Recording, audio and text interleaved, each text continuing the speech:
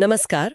आज हम 2025 के सीरिया पर एक गहरी नजर डाल रहे हैं। जी। हाल की जो जबरदस्त राजनीतिक उथल-पुथल हुई है, उसके बाद ये देश एक बेहद नाजुक एक अहम मोड़ पर खड़ा है। बिल्कुल। हमारे पास कुछ दस्तावेज हैं जिनका शीर्षक है सीरिया 2025 में एक राष्ट्र का संघर्ष।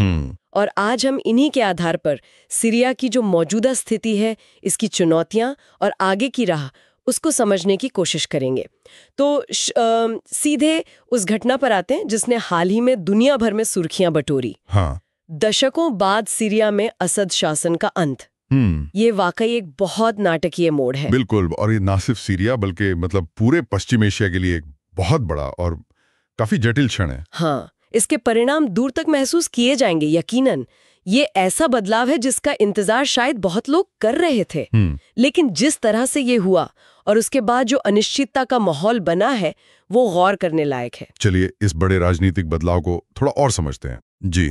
जानकारी के मुताबिक दिसंबर 2024 में विद्रोही बलों ने दमिश्क पर कब्जा कर लिया। हाँ। और उसके बाद बशर अल असद का शासन खत्म हो गया। जी। और ये सिर्फ बशर अल असद का नहीं, ये तो उनके पिता के समय से चला आ रहा था ना। बिल्कुल, हाफिज अल असद के समय से।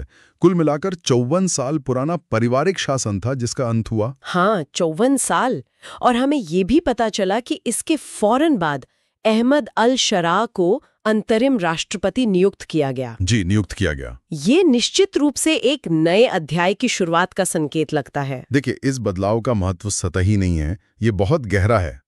ये सिर्फ एक शासक का बदलना नहीं है, ये उस पूरे राजनीतिक और सामाजिक ढांचे का चरमराना है जिसने आधी सदी से ज्यादा समय तक सीरिया को अपनी गिरफ्त में रखा था। अच्छा। एक लंबे और कई लोगों के लिए दमनकारी शासन का अंत हुआ है। हाँ। यकीनन ये एक नई दिशा की संभावना तो खोलता है, लेकिन जैसा कि ऐसे बड़े परिवर्तनों के साथ होता है, अस्थिरता का खतरा भी रहता है। बिल्कुल, ये अपने साथ गंभीर अस्थिरता का जोखिम भी लाता है।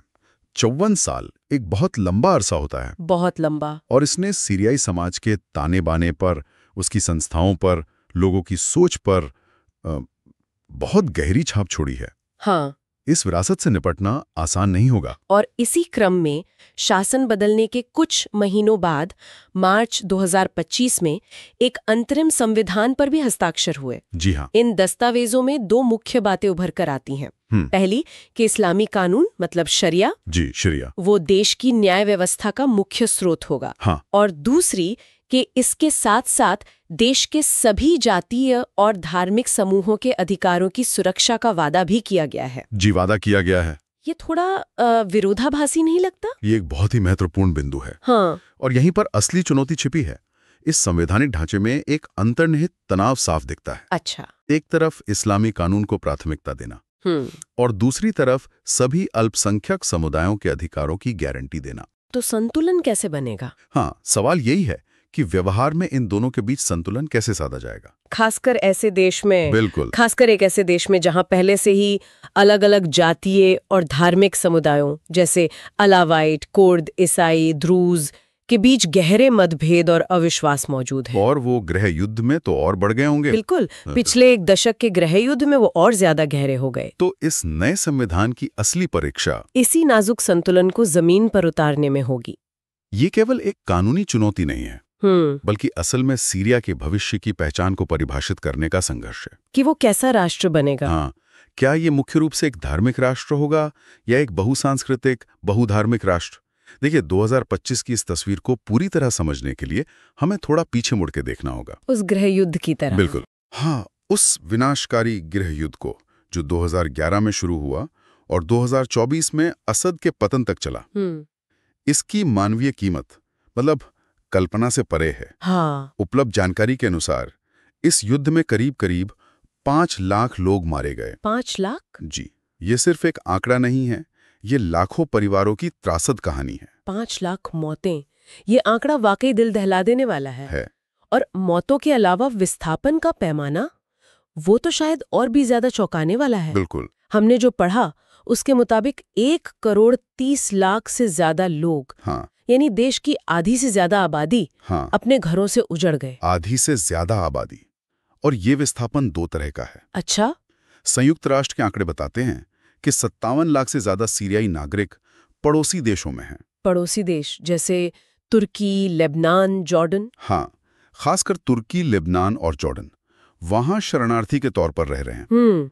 और ये देश खुद भी कई आर्थिक और सामाजिक दबावों से जूझ रहे हैं। हाँ, उनके लिए भी आसान नहीं होगा। बिल्कुल।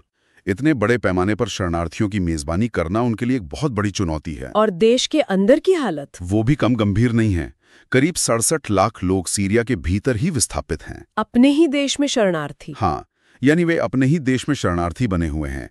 हिंसा, बमबारी या घरों के तबाह हो जाने की वजह से उन्हें अपना शहर या गांव छोड़ना पड़ा। लेकिन वे देश की सीमा पार नहीं कर पाए या नहीं करना चाहते। तो ये दोनों आंकड़ों को जोड़ दे, 57 लाख बाहर और 67 लाख अंदर। जी। तो ये युद्ध से पहले की सीरिया की आबादी का एक बहुत बड़ा हिस्सा बनता है। बहुत बड़ा हिस्सा जो आज अपने घर पर नहीं। ये सामाजिक ताने बाने के लिए एक जबरदस्त झटका है। यहाँ ये समझना भी जरूरी है कि ये सिर्फ सीरिया का अंदरूनी मामला नहीं था, बाहरी ताकतों का भी हाथ था। बिल्कुल। बाहरी ताकतों की दखलंदाजी ने इस संघर्ष को और ज्यादा लंबा, खूनी और जटिल बना दिया। जैसे कि कौन? रूस और ईरान ने असद सरकार का खुलकर समर्थन किया, जबकि तुर्की, अमेरिका और खाड़ी के कुछ देशों ने अलग अलग विद्रोही गुटों की मदद की। अच्छा। इन बाहरी शक्तियों के अपने अपने हित थे, जिसने सीरिया को एक तरह के प्रॉक्सी युद्ध का मैदान बना दिया। प्रॉक्सी युद्ध मतलब जहां बाहरी ताकतें सीधे आपस में लड़ने के बजाय स्थानीय समूहों के जरिए एक दूसरे से लड़ रही थीं। समझ गई। असद शासन के गिरने के बाद भी ये अंदरूनी गुट और उनके बाहरी समर्थक अभी भी मौजूद हैं। तो तनाव अभी भी बना हुआ है। हाँ, और उनके बीच का तनाव भविष्य में स्थिरता लाने के रास्ते में एक बड़ा रोड़ा है। और जैसे कि ये मुश्किलें काफी नहीं थी। हाँ। 2025 में सीरिया एक और भयानक संकट से जूझ रहा है, भुखमरी का संकट। जी हाँ, सबसे गंभीर। ये अपने आप में एक बहुत बड़ी बात है, क्योंकि पिछले 10-12 सालों में सीरिया ने जो झेला है, हाँ, उसे देखते हुए सबसे गंभीर कहना स्थिति की भयावहता को दर्शाता है। आंकड़े वाकई चिंताजनक हैं। बहुत। जानकारी के अनुसार करीब 1,45,00,000 लोग खाद्य असुरक्षा का सामना कर रहे हैं। 1,45,00,000? यानी उन्हें ठीक से 2 वक्त का खाना नहीं मिल पा रहा। और इससे भी ज्यादा भयावह ये है कि इनमें से 91 लाख लोग गंभीर संकट में है। गंभीर संकट मतलब वो भुखमरी के बिल्कुल कगार पर है या शायद उसका सामना कर ही रहे हैं। हे भगवान। ये देश की मौजूदा आबादी का एक बहुत बहुत बड़ा हिस्सा है। ये सोचना भी मुश्किल है कि इतने सारे लोग कैसे जी रहे होंगे। इसके पीछे कई कारण हैं और वे सब एक दूसरे से जुड़े हुए हैं। जैसे? एक बड़ा कारण है पिछले कुछ सालों का भीषण सूखा। हाँ, जिसने खेतीबाड़ी को बुरी तरह प्रभावित किया है। अच्छा। दूसरा, सालों चले युद्ध ने कृषि के पूरे बुनियादी ढांचे को तबाह कर दिया है। खेत, सिंचाई। हाँ, खेत बंजर हो गए, सिंचाई के साधन नष्ट हो गए, किसानों को भागना पड़ा। तीसरा, देश की अर्थव्यवस्था पूरी तरह चरमरा गई है, महंगाई आसमान छू रही है। तो लोगों के पास पैसे ही नहीं है। हाँ, लोगों के पास खाना खरीदने के पैसे नहीं है। और चौथा, अंतर्राष्ट्रीय मानवीय सहायता में भी कमी आई है। क्यों? शायद दुनिया का ध्यान कहीं और बट गया है, या फिर क्या कहते हैं, दान देने वाले देश थक गए हैं। दस्तावेज खासतौर पर 2 बातों पर जोर देते हैं जिन्होंने हालात को और बिगाड़ा है। क्या है वो? एक, यूफ्रेट्स नदी, जिसे सीरिया की जीवन रेखा माना जाता है। हाँ। उसमें पानी का स्तर खतरनाक हद तक कम हो गया है। अच्छा। और दूसरा, गेहूं, जो लोगों का मुख्य भोजन है, उसके उत्पादन में 40% तक की भारी गिरावट आई है। 40%? जी, ये दोनों चीजें सीधे सीधे खाने की उपलब्धता पर असर डालती हैं। और इस सब भुखमरी के संकट को हमें उन लाखों शरणार्थियों के हालात से भी जोड़कर देखना होगा। बिल्कुल, जिनका जिक्र हमने पहले किया। हाँ, वो 57 लाख से ज्यादा लोग जो पड़ोसी देशों में हैं। उनके लिए जिंदगी बेहद मुश्किल है। जानकारी बताती है कि उन्हें अक्सर अच्छी शिक्षा, स्वास्थ्य सेवाओं और काम के मौके नहीं मिल पाते। वे गरीबी में, तंबुओं या भीड़-भाड़ वाले कैंपों में एक अनिश्चित भविष्य के साथ जीने को मजबूर हैं। ये न सिर्फ उन मेजबान देशों के लिए बोझ है, हाँ, बल्कि उन लाखों सीरियाई लोगों के लिए भी एक मानवीय त्रासदी है। बिल्कुल। शायद पूरी पीढ़ी इस विस्थापन में ही गुजर जाए। और फिर एक और पहलू है जिसे अक्सर नजरअंदाज कर दिया जाता है। वो क्या है? लेकिन वो बेहद महत्वपूर्ण है, पर्यावरण का संकट। पर्यावरण? हाँ, ये कोई नई समस्या नहीं है। सीरिया दशकों से पानी की कमी, जमीन के बंजर होने, रेगिस्तान का फैलना, हाँ, और रेगिस्तान के फैलने जैसी चुनौतियों से जूझ रहा था। लेकिन गृह युद्ध ने इन समस्याओं को कई गुना बढ़ा दिया है। कैसे? पानी का संकट और गहरा गया है। अंधाधुंध पेड़ों की कटाई हुई है ईंधन के लिए, और जलवायु परिवर्तन के असर जैसे अनियमित बारिश और बढ़ता तापमान भी साफ दिख रहे हैं। दस्तावेज एक बहुत अहम बात की ओर इशारा करते हैं। क्या?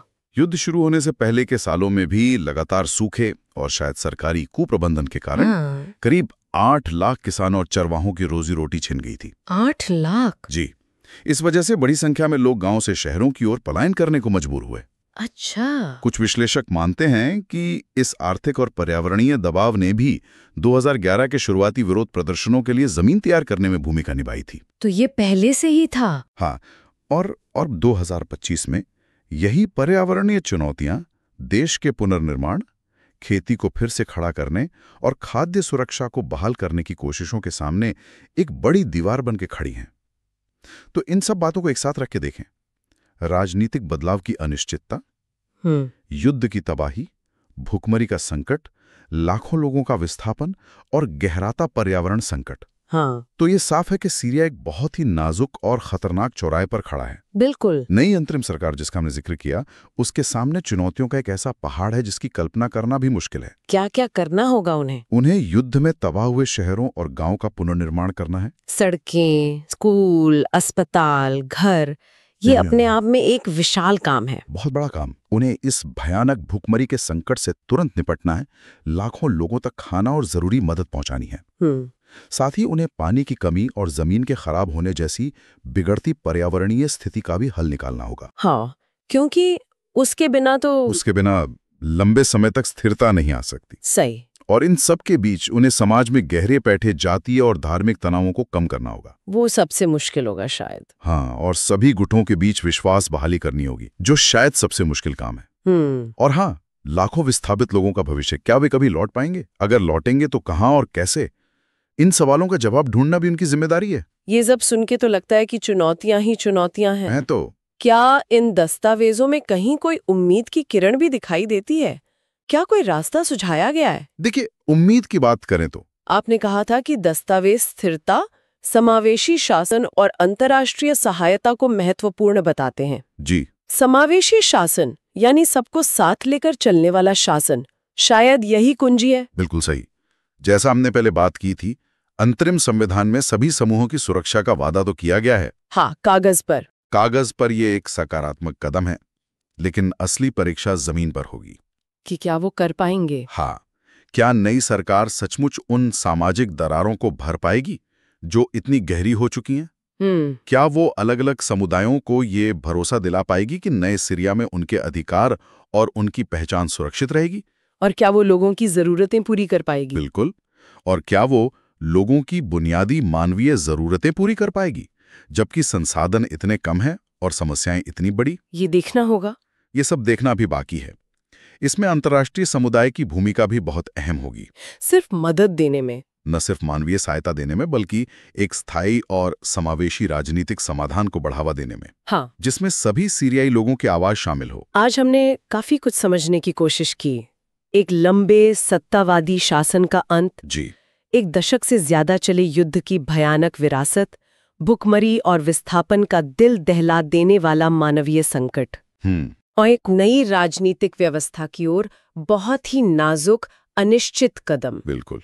जो एक बात बिल्कुल साफ उभर कर आती है वो ये है कि सीरिया का आने वाला रास्ता अविश्वसनीय रूप से जटिल और मुश्किलों से भरा है। हाँ, इसमें कोई शक नहीं। स्थिरता लाना और देश को फिर से अपने पैरों पर खड़ा करना एक बहुत लंबी, शायद दशकों चलने वाली प्रक्रिया होगी। बिल्कुल, दशकों की बात है। और अंत में श्रोताओं के लिए एक विचारणीय प्रश्न छोड़ जाते हैं। हाँ। सीरिया की इस बेहद जटिल स्थिति को देखते हुए, जहां राजनीतिक बदलाव, मानवीय तबाही और गहरे सामाजिक विभाजन एक साथ मौजूद हैं, वहां वास्तविक सुलह और स्थायी बहाली को बढ़ावा देने के लिए सिर्फ तत्काल मानवीय सहायता काफी नहीं होगी। तो सवाल ये है कि इससे आगे बढ़कर किस तरह के दीर्घकालिक, गहरे और शायद नए किस्म के समर्थन की जरूरत होगी। ये शायद सिर्फ पैसा या सामान भेजने से कहीं ज्यादा गहरी चीज की मांग करता है।